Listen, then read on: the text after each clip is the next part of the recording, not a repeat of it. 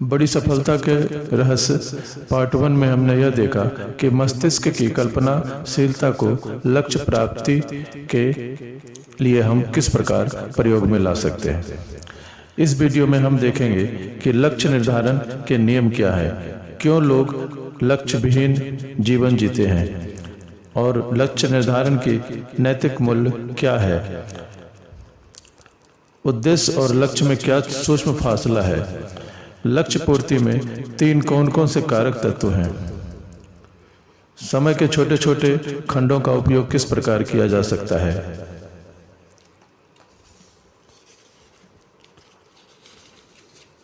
तो सबसे पहले हम आते हैं कि लोग लक्ष्य विहीन जीवन क्यों जीते हैं।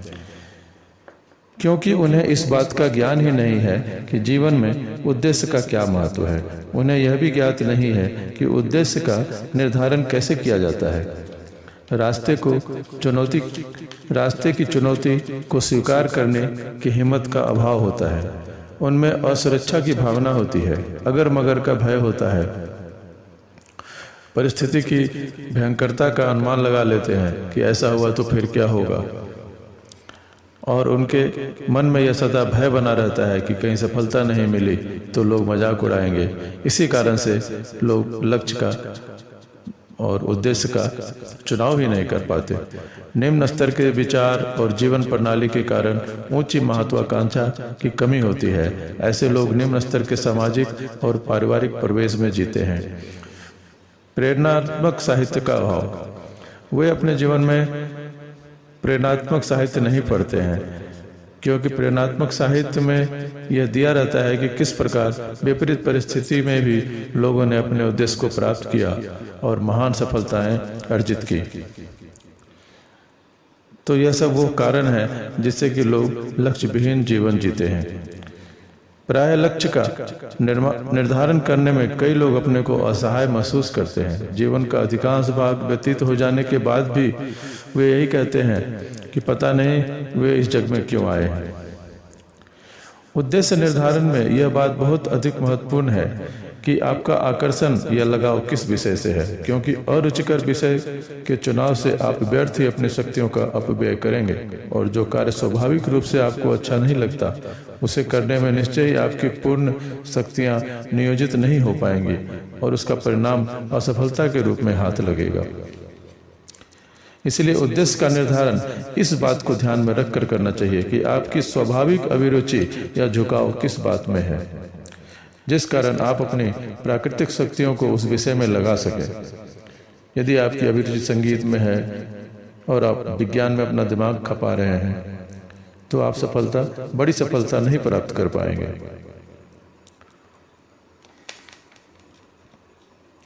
यदि आप धन पाने का लक्ष्य बनाते हैं तो यह बुरा नहीं है, क्योंकि धन हमें स्वास्थ्य देता है, हमारी गरीबी मिटाता है और पारिवारिक दायित्व को निभाने में मदद करता है।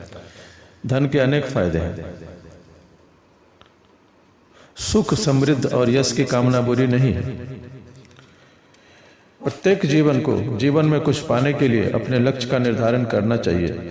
लक्ष्य और उद्देश्य का अर्थ करीब करीब एक ही है, परंतु लक्ष्य अल्पकालीन भी हो सकता है, परंतु उद्देश्य जीवन पर्यंत या जीवन के अंतिम काल तक होता है। इसलिए प्रत्येक व्यक्ति को अपने लक्ष्य को उद्देश्य से जोड़कर जीना चाहिए। जैसे कोई व्यक्ति अपने जीवन का उद्देश्य यह बनाता है कि वह स्वास्थ्य के संबंध में मनुष्य और प्रकृति के रहस्यों के अंतर संबंधों को खोजकर महान चिकित्सक बन जाए, तो उसे छोटे छोटे लक्ष्य द्वारा स्वयं के जीवन को प्राकृतिक ढंग से जीना शुरू करना पड़ेगा। यहाँ लक्ष्य और उद्देश्य करीब करीब समान है, फिर भी यह महत्वपूर्ण है कि आप उद्देश्य का निर्धारण करें। साथ ही आप यह भी ध्यान में रखें कि असंभव लक्ष्य का निर्धारण कभी भी नहीं करना चाहिए। अपनी शक्ति, अपने सामर्थ्य और साधनों का विश्लेषण किए बिना जो व्यक्ति किसी कार्य की योजना बनाता है, कोई लक्ष्य बनाता है, तो उसे मूर्ख कहा जाता है। लक्ष्य पूर्ति में 3 कारक तत्व हैं। पहला, तीव्रता। यदि आपका प्रयत्न मंद और आलस्यपूर्ण है तो फिर आप अपने लक्ष्य को नहीं पा सकते। जीवन उद्देश्य या गंतव्य तक पहुंचने के लिए निरंतर और तीव्र प्रयास अपेक्षित है, क्योंकि आलसी मनुष्य अपना पुरुषार्थ गंवा देते हैं, जिससे उन्हें कभी भी सफलता नहीं मिल सकती है। लक्ष्य तक नहीं पहुंचने के कारण उसे चारों तरफ निराशा के ही दर्शन होते हैं।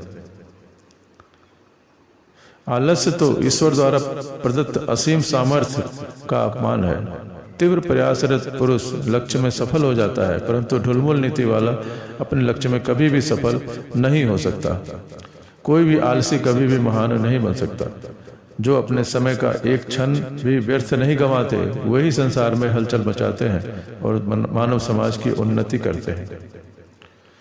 दूसरा, समय का सुप्रबंधन। समय का सुप्रबंधन आपकी उम्र को इन अर्थों में और अधिक बढ़ा देता है कि अनेक महत्वपूर्ण उपलब्धियां आपके जीवन में अति सहजता से जुड़ जाती हैं। प्रयास की तीव्रता।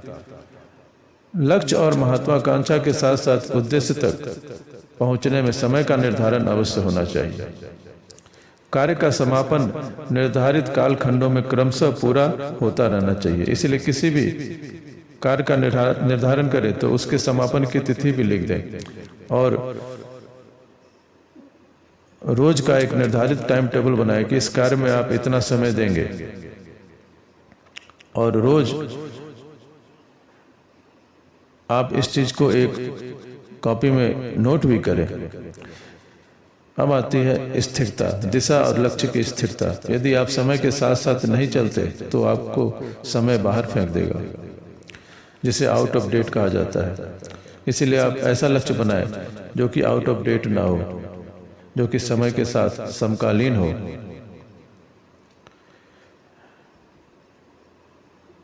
अस्थिर चित्त। कई ऐसे अस्थिर चित्त पुरुष होते हैं जो उमंग में अपने लक्ष्य का चुनाव तो कर लेते हैं, परंतु जल्द ही वे अपना लक्ष्य बदल लेते हैं। थोड़े समय में फिर अपनी दिशा बदल लेते हैं। बार बार दिशा का निर्धारण मनुष्य की आंतरिक शक्ति और अमूल्य समय को नष्ट कर देता है। फलतः उसकी निर्धारित अभिलाषा पर पानी फिर जाता है। समय के छोटे छोटे खंडों का सदुपयोग। महान कार्य शक्ति मात्र से नहीं, वरन निरंतर प्रयत्न से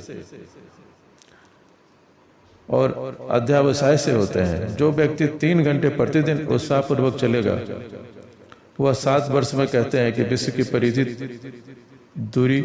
की दूरी तय कर लेगा। सारे दिन और रात में प्रत्येक व्यक्ति को अवकाश के छोटे छोटे समय के ऐसे टुकड़े प्राप्त होते हैं जिसकी तरफ बहुधा उसका ध्यान ही नहीं जाता। दुनिया में ऐसे बहुत से महान लोगों ने समय के इसी छोटे छोटे हिस्से का प्रयोग कर अपने महान उद्देश्य को प्राप्त कर लिया। फिर आप ऐसा क्यों नहीं कर सकते? समय इंसान की सबसे बड़ी संपत्ति है। कोई इसे विवेक पूर्वक खर्च करे तो वह अवश्य ही जीवन में बहुमूल्य संपदा को प्राप्त कर सकता है।